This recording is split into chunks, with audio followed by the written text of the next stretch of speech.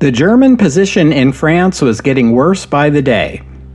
It didn't help matters any that Hitler no longer trusted his field commanders. Welcome to the history of the 20th century.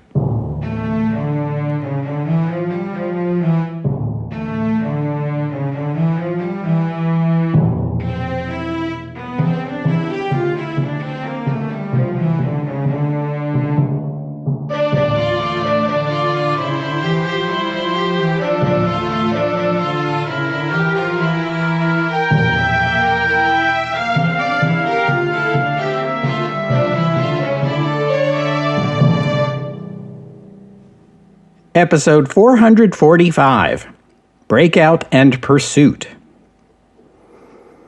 2 episodes ago, we talked about Operation Cobra, in which U.S. forces in Normandy took advantage of the large numbers of tanks and armored units that had by this time been delivered across the Channel to begin an offensive south along the west coast of the Cotentin Peninsula.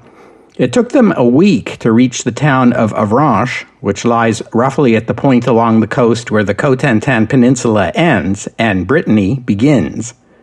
Even more important, they'd captured intact a bridge across the river Sélune, just a little farther south.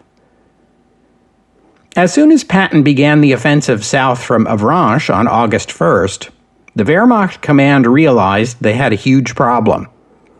That evening, Hitler met with his senior commanders at the Wolf's Lair to consider their response. One of the ideas under consideration was a withdrawal to the River Seine and Paris, conceding most of France to the Allies. You might expect Hitler would react angrily to such a proposal and order his generals never to mention it again. To their surprise, though, Hitler seemed willing to consider it, although he raised several objections. The lower Seine flows to the sea along a crazy, twisted route that makes it less useful a defense than a river usually would be. Withdrawal would also mean the loss of Germany's submarine bases on the western coast of France, and it would mean the loss of access to valuable raw materials Germany imported from Spain and Portugal. Hitler ordered one of his staff officers, General Walter Warlimont, to travel to France and assess the situation from the scene, although he gave Warlimont very specific instructions not to tell Kluge or any other commander in the West that a withdrawal to the Seine was even under consideration. If they found out, Hitler said, they would think of nothing but pulling back to that line. Warlimont left the Wolf's Lair on the afternoon of August 2nd, and arrived at 7th Army headquarters at the Château de Roche-Guyon on the lower Seine just before midnight. The 7th Army staff he spoke with were more worried about Bernard Montgomery and the British 2nd Army pushing south unexpectedly, farther east along the Normandy front. They expressed the fear that if Montgomery managed to break through there, his advancing units would be able to meet up with Patton's and potentially encircle most of the 7th Army. Warlimont spent the following day, August 3rd, touring the front line in Normandy and talking with its commanders. They all told him the same thing, that their most serious problem was the overwhelming Allied air superiority. The sky was filled with Allied planes swooping down to attack any exposed German unit they could spot. Warlimont got a first-hand taste of this when his own car was strafed as he was traveling from unit to unit. Warlimont returned to the chateau on August 4th, where he learned Hitler had already made a decision without waiting for his report. Hitler had ordered 8 of the 9 panzer divisions on the Normandy front to disengage and drive west, where they would knife into Patton's flank somewhere north of Avranches and push all the way to the sea, cutting off Patton and his army from the Normandy beachheads and rendering them out of supply. Hitler ordered all Luftwaffe units in France to participate in this attack. The Luftwaffe promised 1,000 airplanes to support the ground offensive. Hitler ordered Warlimont to stay with Kluge to ensure he followed his orders. Hitler had already suspected his generals of disloyalty, and the assassination attempt of July 20th was a clear sign of the hostility of at least some of them. Kluge was peripherally involved with the assassination plotters, as we've seen. Whether or not Hitler was aware of Kluge's involvement is not clear, but it may explain why he felt it necessary to keep an eye on him. Varlamont, on the other hand, was one of the officers in the room when the bomb went off, which would seem to exonerate him. Varlamont would soon ask for retirement due to lingering symptoms from the concussion he'd received that day, and Hitler would grant it, and Varlamont would not be seen or heard from again, at least not until the war crimes trials. Kluge had already considered a plan similar to what Hitler had ordered, but dropped the idea because he didn't believe he had enough units available to put together a force strong enough to successfully wage such a counterattack without fatally weakening his front line. Most subordinate commanders in the West agreed with him. They shared their concerns with Varlamont, who then told Hitler that his commanders on the Western Front were, quote, confident of success. See, that's how you stay in the good graces of a dictator. As for Hitler, he was on the opposite side of the Reich from the Western Front, and yet presumed to create and implement a plan of counterattack without seeing the front for himself or listening to reports from commanders on the scene who had. Hitler always favored bold, dramatic military operations and was unafraid of the risks. In his distant meeting room, he pored over his map table, studying neat symbols of German and Allied divisions, but the map had nothing to say about Allied air supremacy, and behind those neat symbols was an invisible truth. The German formations were reduced to a fraction of their full complement, and the soldiers weary from weeks of grinding warfare, while the Allied formations were at full strength, well equipped and well supplied, and new ones were arriving every day. Hitler saw only the symbols. This was typical of Hitler's late war leadership, and it's only going to get worse from here as he becomes increasingly delusional, ordering about military formations that existed mostly on the paper maps. On the American side, George Patton was interested only in getting his units to move south as fast as possible. His supply dumps were in Normandy, and the roads south were clogged with soldiers and supply trucks. That bridge Patton had taken south of Avranches was a logistical nightmare. It was the only route south under American control, and thousands of tanks, jeeps, self-propelled artillery, and supply trucks were waiting in line to cross it. On Patton's left flank, the U.S. First Army was also pushing south, hoping to widen the bottleneck.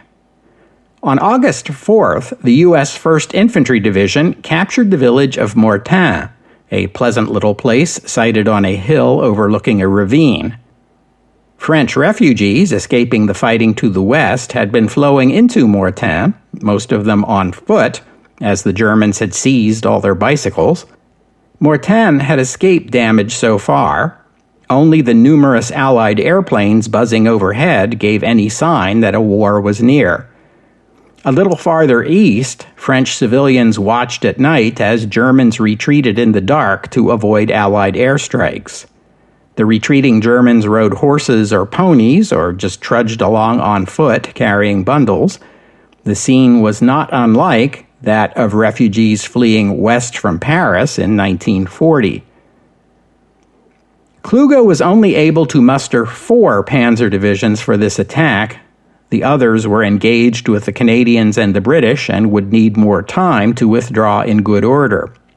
Although Hitler had ordered Kluge to wait until he had the entire force assembled before beginning, Patton's units were advancing so rapidly that Kluge concluded he had to strike as quickly as possible and couldn't afford to wait any longer. Reports showed the Americans approaching Nantes and the River Loire to the south, while other units of Patton's Third Army were advancing east toward Le Mans.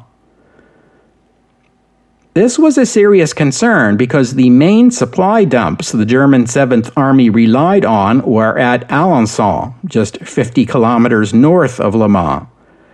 A captured American map indicated that after Le Mans, the Americans intended to continue eastward. They were apparently not looking to encircle the Germans. Hitler wasn't worried. The way he saw it, the more Americans there were south of Avranches, the more of them would be cut off and helpless when Kluge sprung his trap. Kluge's panzers had succeeded in assembling in secret, as the lack of Allied air attacks on their positions indicated. In fact, Enigma intercepts decrypted at Bletchley Park on August 4th included references to redeployments of German panzer units in Normandy, which tipped off Allied commanders that some kind of German counterattack was in the works, but the intercepted messages did not indicate where it would take place. That afternoon, the mayor of a French village flagged down an American captain and told him there were German tanks hiding in the nearby woods. When the captain reported this to his superiors, he was told to stop spreading rumors. So Kluge began his attack the night of August 6th, 2 days ahead of schedule. It began at night to avoid Allied air attacks, and also to catch the Americans by surprise. The Germans forewent the usual artillery barrage, choosing instead to move forward quietly in the dark, hoping to infiltrate the American line so that by morning the Americans would wake up to discover enemy armor all around them. The first combat began about 5 a.m. It was a foggy morning, and American soldiers could hear, but not see, the movement of German panzers. 8 German tanks rumbled into the village of Saint-Barthélemy, disturbing the sleep of an American colonel and his staff who had made a headquarters for themselves in the upper floor of a house. The colonel looked out of the front window and saw a Panther tank in the street in front of him.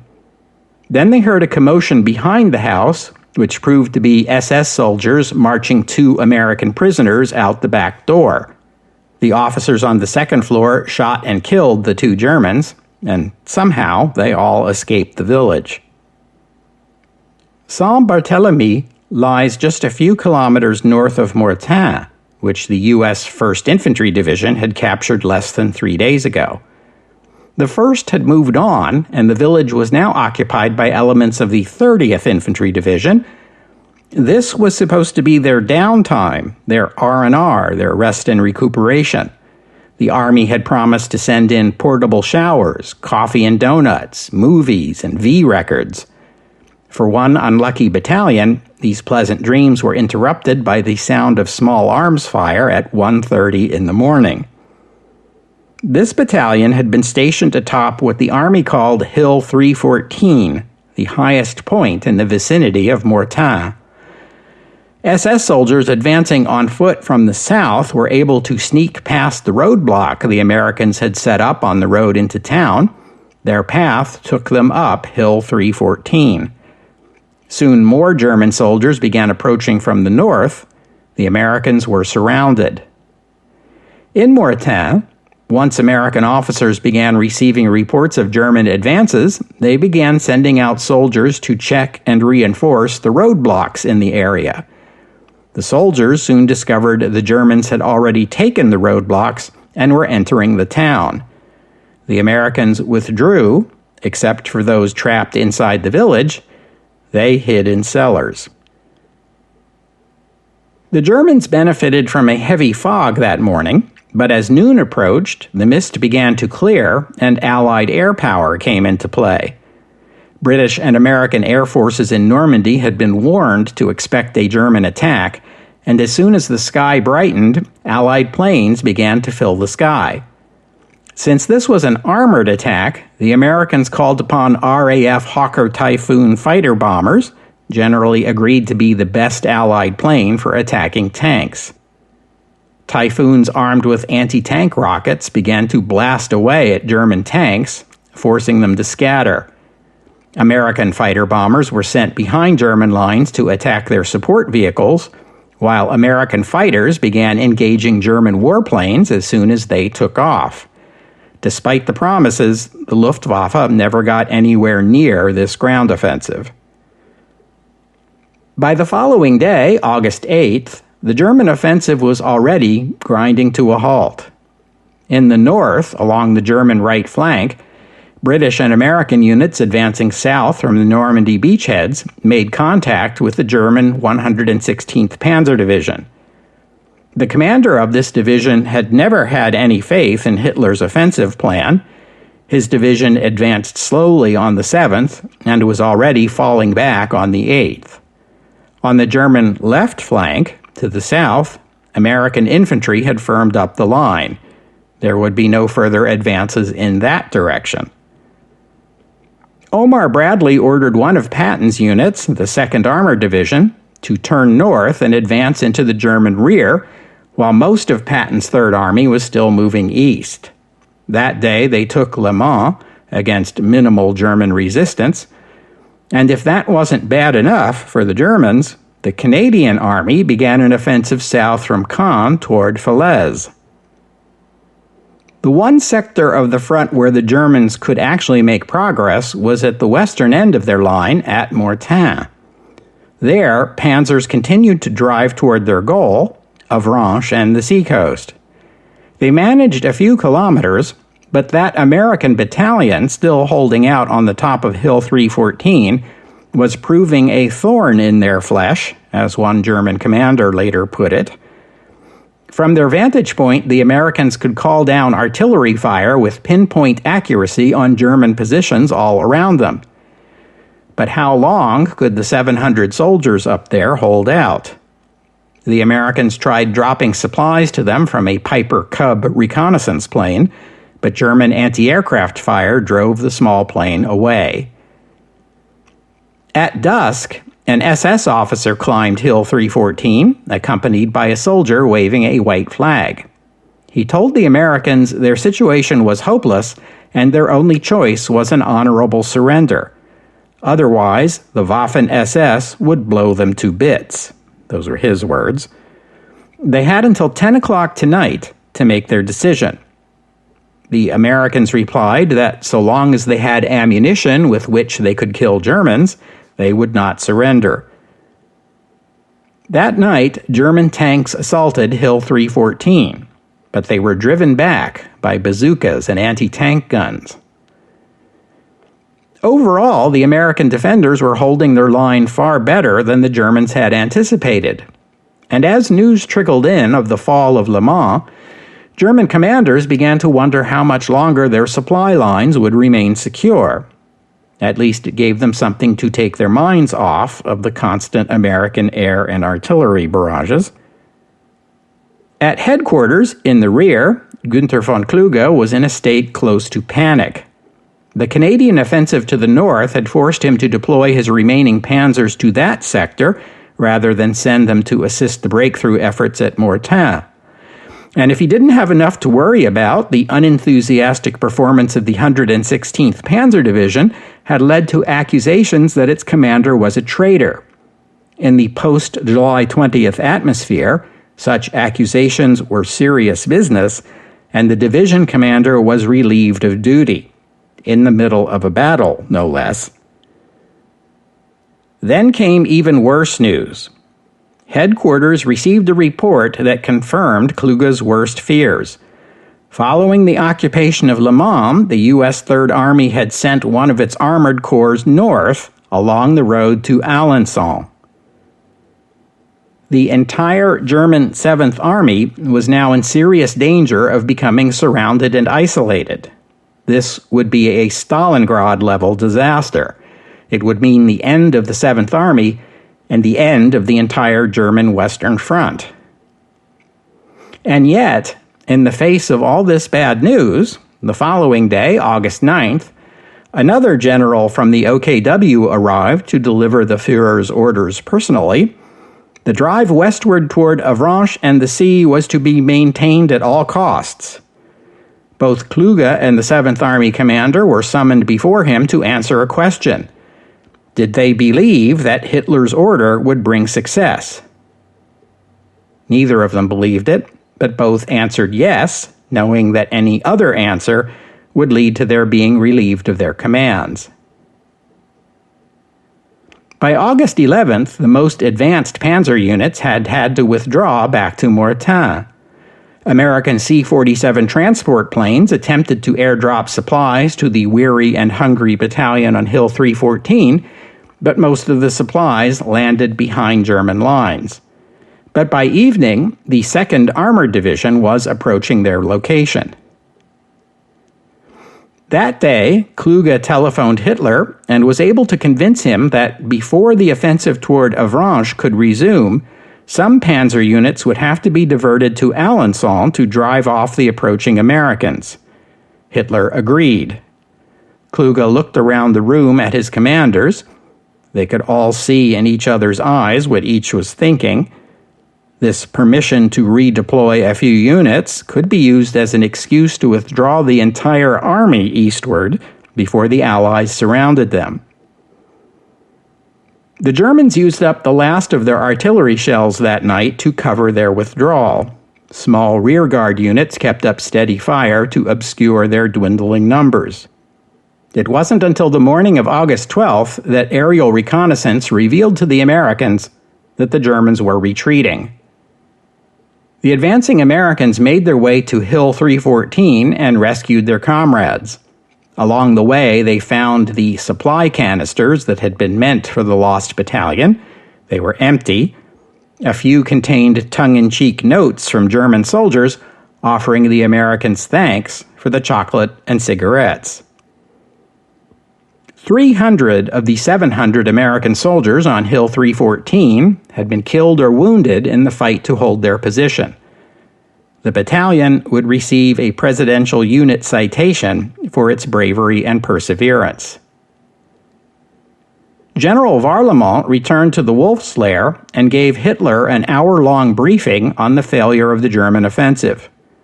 When the general finished his presentation, Hitler said, "Kluge did it deliberately."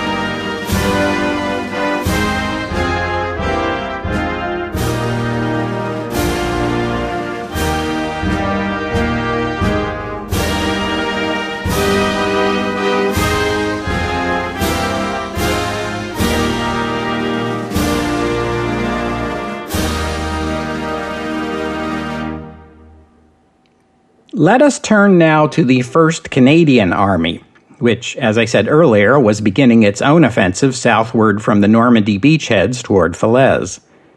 The 1st Canadian Army was a unit of the British 21st Army Group commanded by Bernard Montgomery. For a country like Canada, with its relatively small population, just 12 million in 1944, to field an entire army was a considerable accomplishment. Even so, the 1st Canadian Army incorporated a British Corps and a Polish Armored Division to bring it up to full strength. Bernard Montgomery had a low opinion of some of the Canadian Army's commanders and scarcely bothered to conceal his disdain. The Canadians felt it, and they resented it. This offensive, dubbed Operation Totalize, was the first to be planned and executed by Canadians, which Montgomery took as an affront. Montgomery sent some of his staff officers to the Canadian headquarters to supervise the offensive. You can imagine how that went down with the Canadians. The officer who planned the operation, General Guy Simonds, took pains to learn from the mistakes made during the earlier British-led offensives. He chose to begin the offensive at midnight on August 8th. The dark of night would limit the threat from the German 88s, which were still dangerous anti-tank weapons. He also insisted that lead infantry units should advance in armored vehicles. The Canadians didn't have enough of these, so they removed the guns from their American-built self-propelled artillery vehicles and used them as personnel carriers.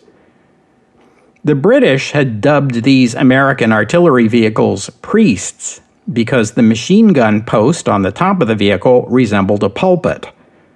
Soon everyone was calling the vehicles modified by the Canadians defrocked priests.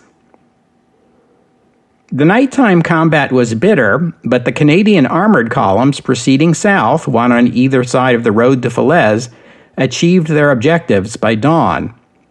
There they stopped, facing the Canadians' most hated enemy, the Hitler Jugend Division. Canadian commanders had issued special orders before the beginning of the offensive, warning their soldiers not to succumb to the urge to inflict cruelties on their enemies in retribution. The Canadian force had stopped because the next stage of the plan called for American B-17s to come in that morning and bomb the German line. Afterward, the Canadians would resume their advance. But on the other side of the front, the Germans guessed the reason why the Canadians had stopped. German commanders gathered to consider the wisdom of attacking first to disrupt the Canadian plan. As they spoke, a single American bomber flew across the sky and dropped a yellow smoke marker on the German position. Well, that clinched it. The American was obviously pointing them out for an upcoming bomber raid. The Germans got into their panzers, including some of the new fearsome Tiger tanks, and began to advance. Soon the bombers came, hundreds of B-17s. One German soldier quipped that Churchill feared Waffen-SS soldiers so much that he sent one bomber to attack each of them. But the Germans weren't at the target site, and that was only the beginning of the Canadians' problems. The German units were well equipped with anti-aircraft guns, and a lucky early shot hit a B-17. The damaged plane ditched its bombs and turned back toward England. The bombs landed on the Polish armored division. Other American bombers, seeing this, believed it to be intentional and began dropping their own ordnance on the Poles. The Poles set off smoke markers to alert the Americans they were allies, but in an appalling miscommunication, the Canadian-led force was given yellow smoke markers for this purpose, the same color the Americans were using to mark enemy targets. The unexpected German counterattack, along with the own goal from the Americans, created confusion and disorganization among the Canadians, while the Germans had time to disengage, move south, and establish a new front line before the Canadians could resume their offensive. On August 11th, the operation was called off. 100 kilometers to the south, George Patton and his U.S. Third Army were experiencing no such challenges. There were no Tiger tanks, no 88s. Patton's biggest problem was getting enough gasoline to keep his tanks and his infantry moving east as rapidly as possible. He begged, borrowed, or stole fuel supplies. U.S. Army units had more vehicles and were more mobile than any other force in the war, but that meant they consumed lots of fuel. A U.S. Armored Division needed 60,000 gallons of fuel every day if it was moving forward on a road against minimal opposition. Force it off the road, and its fuel consumption could reach 20 times that amount. To support their highly motorized force, the Americans devised a complex system of logistics to keep the fuel and rations and ammunition flowing. Military police in jeeps escorted every truck convoy and decided who got priority. Reconnaissance planes gave early warnings of any developing traffic jams, and engineer units built Bailey bridges and maintained and improved the roads. A large majority of the truck drivers and the bridge builders working behind the lines to keep Patton's tanks moving were African Americans. They labored with zeal. 2 routes were designated from Normandy, one for supply convoys headed for the front, the other for empty trucks making the return journey. The operation was nicknamed the Red Ball Express. The term referred to a system used by American railway companies which used red balls to designate rail cars and tracks reserved for high-priority express freight shipments. The Red Ball Express operated 6,000 trucks and delivered more than 12,000 tons of supplies every day. Remember that at this same time, the Wehrmacht still relied primarily on horses to transport supplies over roads. One of the cargo checkers who supervised the loading of the trucks of the Red Ball Express in Normandy was a 19-year-old private from Decatur, Mississippi named Medgar Evers. While in France, Evers was befriended by a French family who frequently invited him to their home for meals and relaxation. They were the first white people he had ever met who treated him with kindness. He began to wonder if he could ever return to Mississippi and considered staying in France after the war. Ultimately, he did return to Mississippi, and a few years later, he became the NAACP field secretary for the state. On August 10th, the Germans received word that Patton had sent an armored corps north from Le Mans toward Alençon. This was their worst nightmare. Meanwhile, Adolf Hitler was still insisting the advance on Avranches be resumed. One of Kluge's subordinates kept asking his fellow commanders why OKW could not see the closing trap, even after Stalingrad and Tunis and Crimea. On August 12th, Patton's corps took Alençon, cutting the Germans off from their most important supply source. On August 13, they took Argentan. Patton asked Omar Bradley for permission to continue the advance northward to Falaise.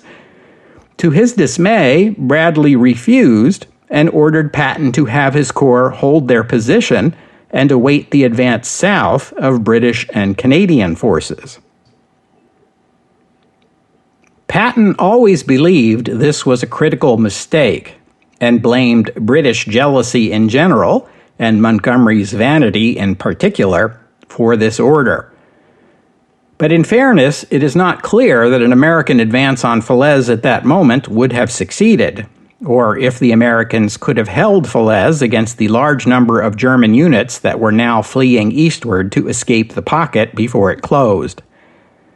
There was also the danger that advancing British and American forces might surprise each other, leading to a potentially bloody friendly fire incident. British and American forces were at this moment only about 20 kilometers, or 14 miles, apart, but the gap between Argentan and Falaise would remain open for a few more days. Speaking of Germans fleeing eastward, by this time Hitler's offensive westward to the sea had clearly failed, but Adolf Hitler was perhaps the only German left who didn't realize it. On August 14th, a Panzer Group commander received an order from the Führer: attack south and recapture Alençon, then move the panzers to the west to resume the drive on Avranches. The commander replied with a report on the number of operational tanks remaining in each of his panzer divisions. The 1st SS had 30, the 2nd SS had 25, the 116th had 15, and the 9th Panzer Division, the one that had been sent first to keep Patton away from Alençon, had 5. Morale among the German soldiers in the pocket was disastrously low. Commanders received numerous reports of soldiers throwing away their rifles and machine guns and fleeing east. Tank crews were abandoning their tanks at the first sight of an Allied airplane. Even the vaunted Waffen-SS soldiers were in flight. The Army had to set up rearguard units to intercept these deserters and send them back to their units. Also on August 14th, the Canadians began a fresh offensive south in another effort to capture Falaise and then continue on to meet the Americans at Argentan. In spite of what happened last time, this offensive also began with an 800-bomber attack on the enemy front. This time they were the more accurate tactical bombers, and this time most of them actually hit the enemy, although about 80 of them bombed Canadian or Polish units by mistake. Again, the Canadians and the Poles used yellow smoke grenades to signal to the bombers that they were friendly units, and incredibly, the bombers didn't get the message because they were still using yellow smoke for their target markers, just like last time. No, I don't believe it either, but that's what happened. And on that same day, an irritated and impatient George Patton flew to meet Omar Bradley and present a plan. If Bradley and Montgomery didn't want Patton's units moving any farther north, how about east? Patton proposed advancing on Dreux, Chartres, and Orléans. This would put his units within striking distance of Paris. Bradley approved the plan, and Patton's tanks were rumbling forward by 8:30 that evening. It appears Montgomery had his eye on Paris as well. He'd ordered the Polish armored division that was fighting with the Canadians to turn east. And while he might have sent the British 7th Armored Division south to assist the Canadians, instead he sent that one east also, along the road from Normandy to Paris. Patton's forces were moving fast. 3 British war correspondents drove a jeep ahead of them toward Chartres so they could cover the Americans' arrival. Unfortunately for them, they were captured by a German patrol. One of them, William Macon, was shot and later died of his injuries. The second, Paul Holt of the London Daily Sketch, managed to escape, while Galt McGowan, a Briton who was writing for the New York Sun, was taken prisoner. He, too, later escaped. Also, and again on August 14th, Kluge ordered all German forces in the developing pocket to withdraw to the east.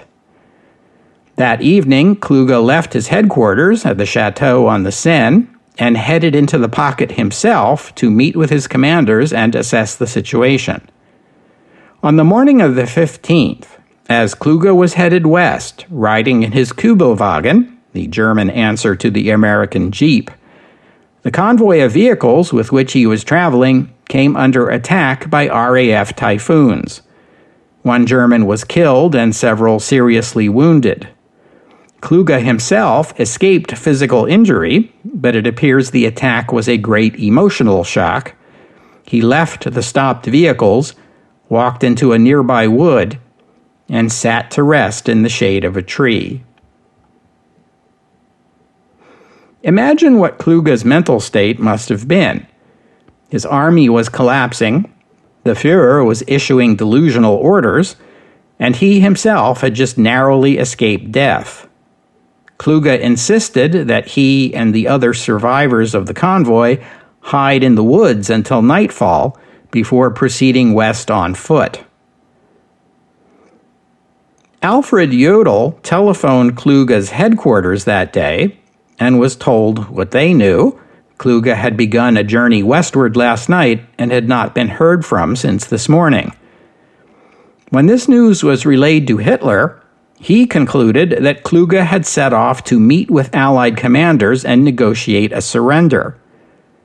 Jodl ordered Army Group B to search for Kluge and send back hourly reports on their progress. At 9 o'clock that night, with Kluge still unaccounted for, Hitler sent an order relieving him of his command. Kluge arrived at the command post inside the pocket an hour later to receive a message that Marshal Keitel wanted Kluge to contact him immediately. Kluge called Keitel and explained what had happened. Keitel believed him. Hitler did not. Hitler was by now convinced that Kluge was another one of those aristocratic Prussian officers secretly out to undermine him. We'll have to stop there for today. I thank you for listening, and I'd like to thank Kathleen for her kind donation, and thank you to Robert for becoming a patron of the podcast. Donors and patrons like Kathleen and Robert help cover the costs of making this show, which in turn keeps the podcast available free for everyone always. So my thanks to them and to all of you who have pitched in and helped out. If you'd like to become a patron or make a donation, you are most welcome. Just visit the website historyofthe20thcentury.com and click on the PayPal or Patreon buttons.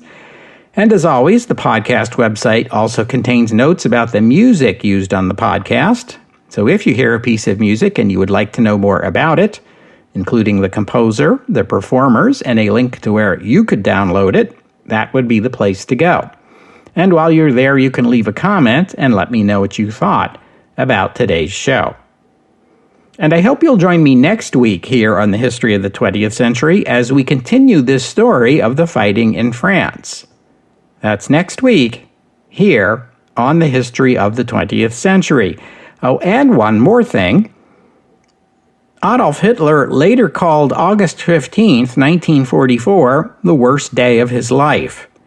Besides the drama with Kluge, this was also the day 3 American divisions landed at the Côte d'Azur on the Mediterranean coast of France. But that is a story for next week's episode.